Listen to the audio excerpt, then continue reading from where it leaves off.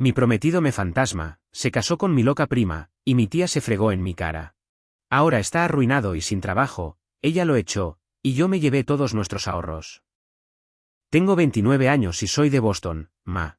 Mi nombre es Camila y para que sepas, estuve comprometida con Oliver, 31 metros, durante casi 3 años. Oliver y yo nos conocimos en la universidad en Nueva York, éramos amigos casuales hasta que un día terminamos saliendo y nunca más nos separamos. Desde el principio, pensé que con Oliver teníamos algo especial, pero no fue hasta después de graduarnos cuando realmente nos comprometimos. Decidimos hacer una boda pequeña en familia y entre amigos en una cabaña en las afueras de Boston, donde tanto Oliver como yo crecimos. La boda iba a ser el comienzo de una vida llena de aventuras en diferentes partes de Estados Unidos. Todo iba bien al principio. Oliver era un chico ambicioso, siempre hablaba de abrir su propio café en Seattle o de emprender algo grande. Me impresionaba cómo nos complementábamos, yo llevaba la parte financiera y logística, y él ponía la energía y las ideas creativas. Pero poco después de nuestra boda, mi tía Lucía, 55F, llegó a la fiesta. Para ser honesta, siempre sospeché que Lucía tenía un poco de envidia, porque yo había logrado tanto a temprana edad y ella no tanto.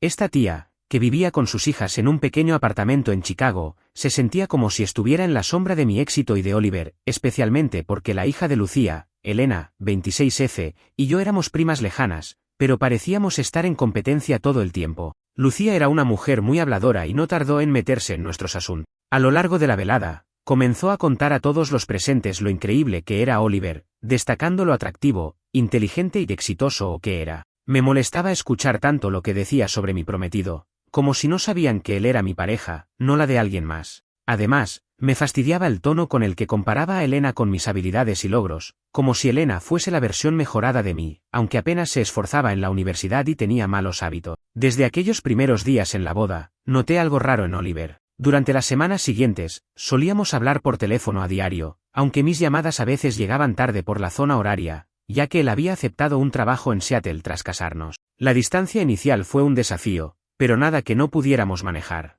Después de todo, nuestro amor era fuerte. Pero a los pocos meses, algo empezó a cambiar.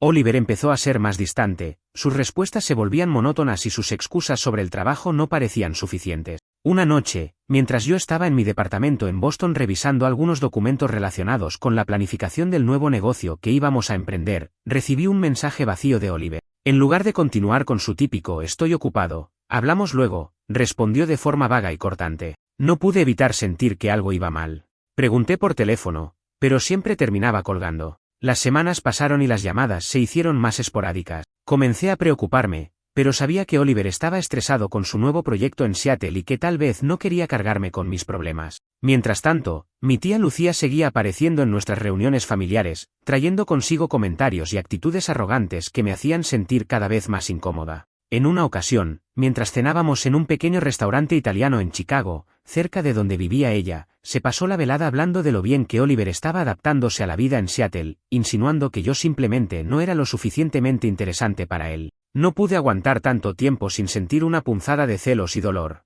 Tenía la impresión de que Lucía disfrutaba de esta disputa silenciosa, como si quisiera vernos pelear. Cada vez que intentaba abordar el tema con Oliver sobre su comportamiento, él se ponía a la defensiva, alegando estar muy ocupado. Yo, cansada de su evasión, guardaba silencio, pero el hielo se formó entre nosotros. Empecé a dudar de nuestro futuro juntos. ¿Estaba Oliver perdido en algún tipo de crisis profesional o personal? ¿O algo peor había sucedido? No sabía qué pensar. Tan solo sabía que cada día que pasaba, mi angustia aumentaba. Un día, tras semanas sin una conversación clara, recibí un correo de Oliver. Camila, necesitaba espacio. Nos vemos cuando estés lista. No me dijo nada más. ¿Qué significaba eso? Me sentí devastada, como si me hubieran arrancado el corazón. La incertidumbre me consumía y para empeorar la situación, justo cuando estaba en ese estado, mi tía Lucía se presentó en mi puerta con un sobre en mano. Era una invitación de boda, pero no para mí, sino para alguien más. Tengo la corazonada de que esto iba a ser el comienzo de algo aún más complicado. Abrí el sobre con manos temblorosas y para mi horror, era una invitación formal. Pero no era para una boda próxima mía ni con Oliver. La fecha y el lugar que se mencionaban en la invitación me resultaron extrañamente familiares. Parecía anunciar la boda de Oliver con "nunca lo habría imaginado". Sin pensarlo 2 veces, llamé a mi tía Lucía para exigirle una explicación. Pero la tía, que siempre había mostrado una actitud fría y distante, parecía, de hecho, más evasiva que nunca. «Camila, tranquila, solo relájate», dijo Lucía con falsa simpatía. Todo está bajo control. No te preocupes por Oliver, él sabe lo que hace. Su tono me hizo enojar aún más. ¿Qué quería ocultar? Tenía una sensación cada vez mayor de que todo esto formaba parte de un plan mucho más grande de lo que yo esperaba. Necesitaba respuestas. Pasaron unos días antes de que mi tía volviera a aparecer en mi vida, presumiblemente para ayudar con algo. Ella comenzó a darme consejos que claramente estaban diseñados para herirme. Me decía que tal vez Oliver se había enamorado de alguien más por no tener tiempo para nuestra relación, y que yo debía hacer algo al respecto. Cada vez que trataba de hablar con ella sobre las pruebas que tenía y cómo me sentía, Lucía cambiaba de tema o me hacía ver como si fuera yo la problemática. Mientras tanto, intenté comunicarme con Oliver a través de mensajes y llamadas, pero él siempre respondía con respuestas vagas o simplemente no contestaba. El silencio se volvió abrumador y la única interacción real que tenía era con mi tía, que parecía disfrutar de cada malentendido. Llegué a un punto en el que empecé a pensar que Oliver quizás no quería dejarme marchar de su vida, pero que a la vez, no podía encontrar una forma directa de enfrentar la situación. Un viernes por la tarde, mientras estaba en un pequeño café en el centro de Boston, un antiguo amigo de la universidad, Daniel, se sentó a mi lado.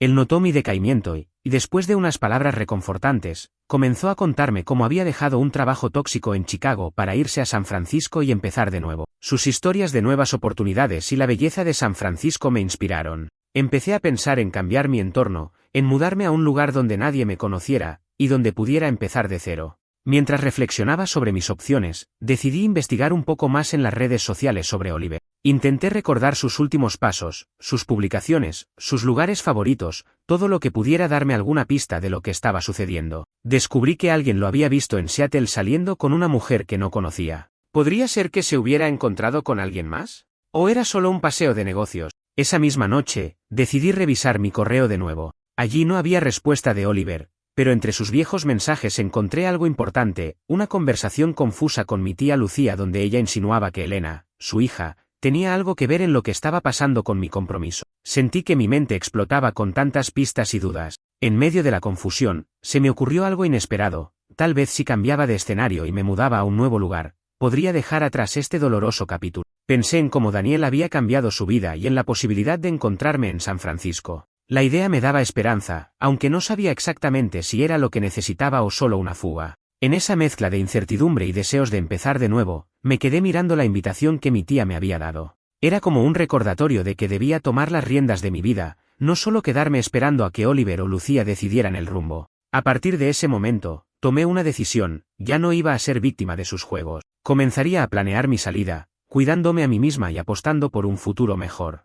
La invitación que en un principio me llenó de temor se convirtió en el catalizador de mi liberación. Me di cuenta de que, aunque la traición de Oliver y la manipulación de Lucía eran muy dolorosas, también me daban una clara señal, era momento de terminar con esa etapa y abrirme a nuevas posibilidades. Sin saber lo que me depararía el futuro, supe que tenía la fuerza para enfrentar lo que viniera, y que ese era el primer paso hacia mi nueva vida. La decisión de dejar atrás todo ese caos no fue fácil, pero sentí que era lo correcto. Durante las siguientes semanas, empecé a planificar mi mudanza a San Francisco.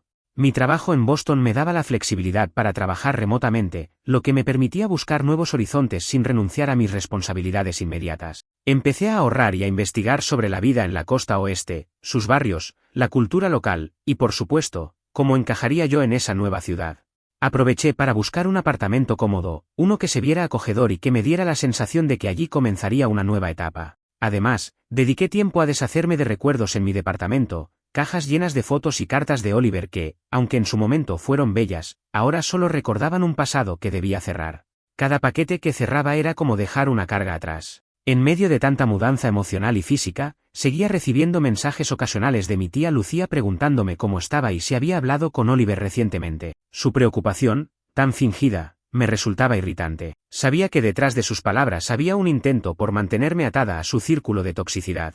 Cada conversación con ella reafirmaba mi decisión, no quería más contactos con nadie de esa esfera que tanto me había lastimado. Finalmente, llegó el día de mi viaje. Dejé Boston con una mezcla de tristeza y emoción, sin imaginar lo mucho que San Francisco iba a cambiarme la vida. La ciudad me recibió con su niebla característica y una brisa fresca que me llenaba de esperanza.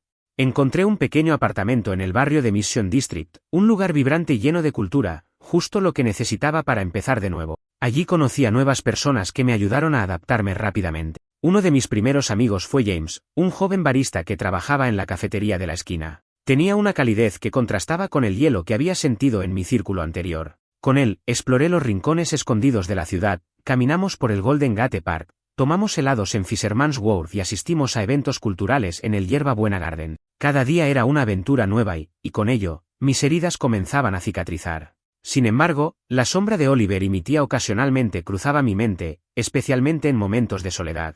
Pero pronto me di cuenta de que la vida en San Francisco tenía sus propias distracciones. Decidí concentrarme en mi bienestar y en mis proyectos personales. Empecé a trabajar en una startup tecnológica que me permitió utilizar mis habilidades administrativas y, al mismo tiempo, aprender sobre el mundo de las empresas emergentes. La energía del ecosistema tech era contagiosa, y me sumergí en ese ambiente con todo mi entusiasmo. Un par de meses después de mi llegada, recibí una llamada inesperada.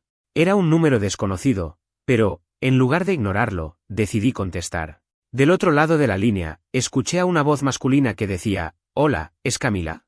Soy Henry, un viejo amigo de la universidad. Vi que te mudaste a San Francisco y me preguntaba si quisieras reunirte para ponernos al día». Me sorprendió agradablemente, había olvidado a tantas personas que conocí en Boston y Nueva York. Acordamos encontrarnos en una cafetería cercana a mi nuevo hogar. La reunión con Henry fue reconfortante. Hablamos durante horas sobre nuestros respectivos caminos, sobre los altibajos que habíamos tenido, y sobre nuestros sueños para el futuro. Descubrí que él, como yo, había tenido su cuota de decepciones personales, pero había aprendido a levantarse y seguir adelante. Su historia me inspiró aún más a seguir forjando mi propio destino. En uno de esos encuentros casuales, Henry me presentó a su amiga Isabelle, una mujer brillante y extrovertida que trabajaba en una ONG local. Isabelle y yo conectamos de inmediato, compartiendo una pasión por ayudar a la comunidad.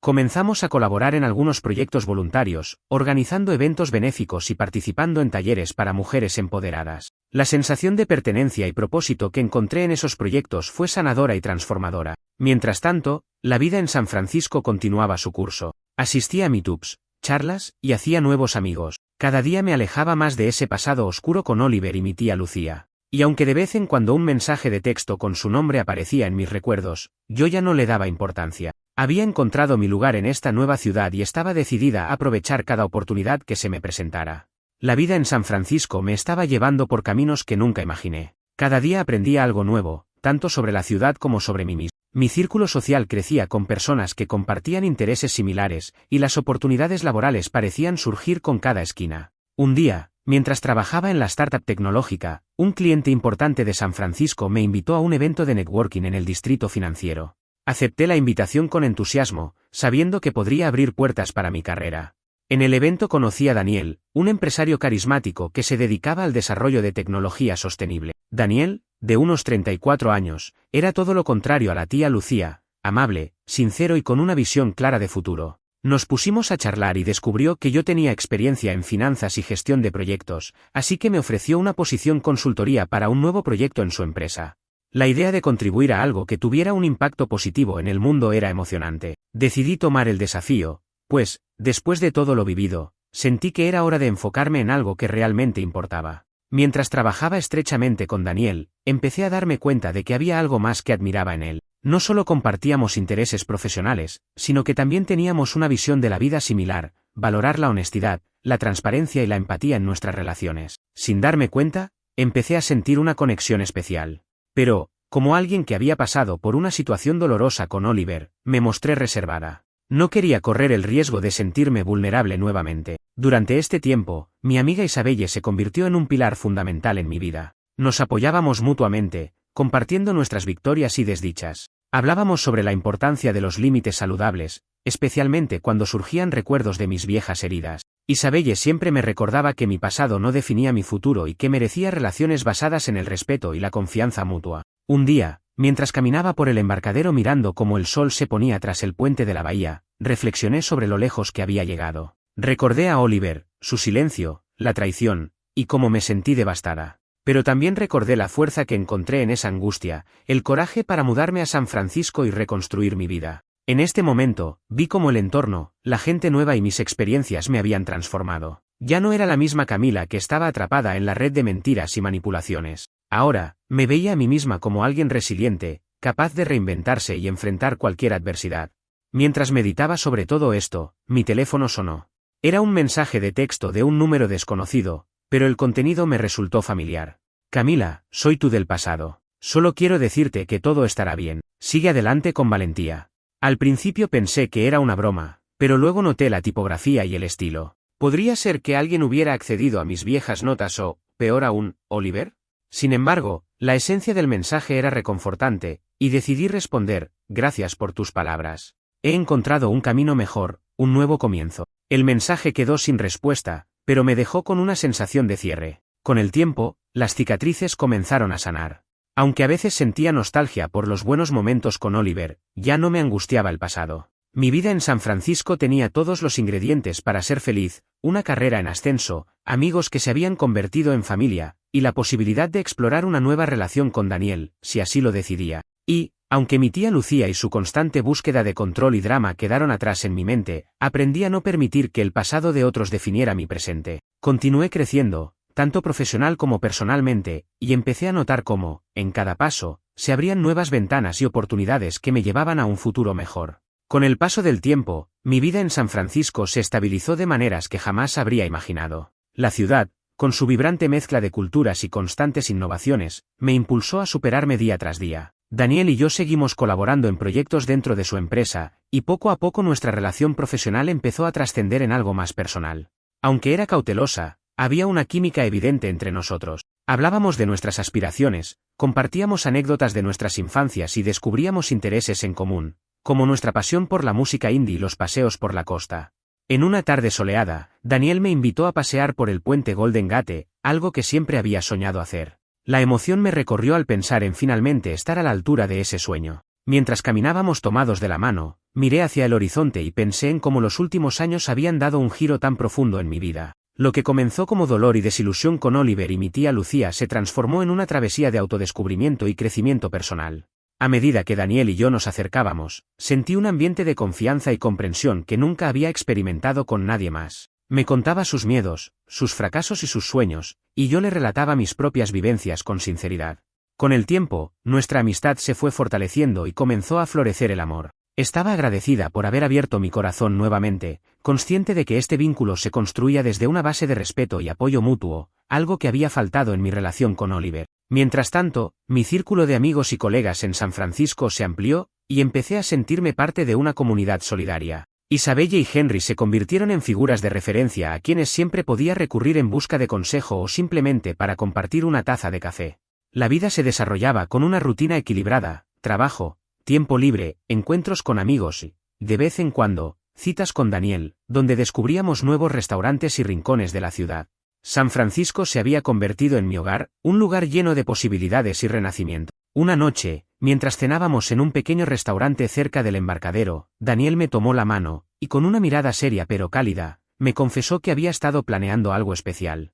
Él había organizado una sorpresa, un viaje de fin de semana a Napa Valley para celebrar nuestro primer aniversario juntos. Me emocioné al pensar en escapar de la rutina por un momento y sumergirme en la belleza de los viñedos y las colinas. Este gesto, aunque simple, reafirmó que había encontrado a alguien que realmente valoraba y entendía mi esencia. Pero la vida, aunque más clara y luminosa que antes, no se presentó sin desafíos. Un día, recibí una llamada inesperada en la que una vieja amiga de la Universidad de Boston, Sofía, me preguntó si podía hablar conmigo. Sofía había pasado por una situación complicada en su ciudad natal, donde su trabajo se había vuelto insostenible debido a recortes presupuestarios. Me pidió consejos sobre cómo lidiar con la incertidumbre y la presión en su empleo. Aunque Sofía y yo no habíamos hablado en años, su voz reflejaba la misma vulnerabilidad y anhelo de superación que yo había sentido en mis peores momentos. La llamada me recordó la importancia de mantener y fortalecer los lazos con amigos y familia, a pesar de la distancia y el tiempo. Le compartí a Sofía parte de mi experiencia, de cómo un cambio de escenario y un enfoque en el crecimiento personal me ayudaron a superar mis miedos.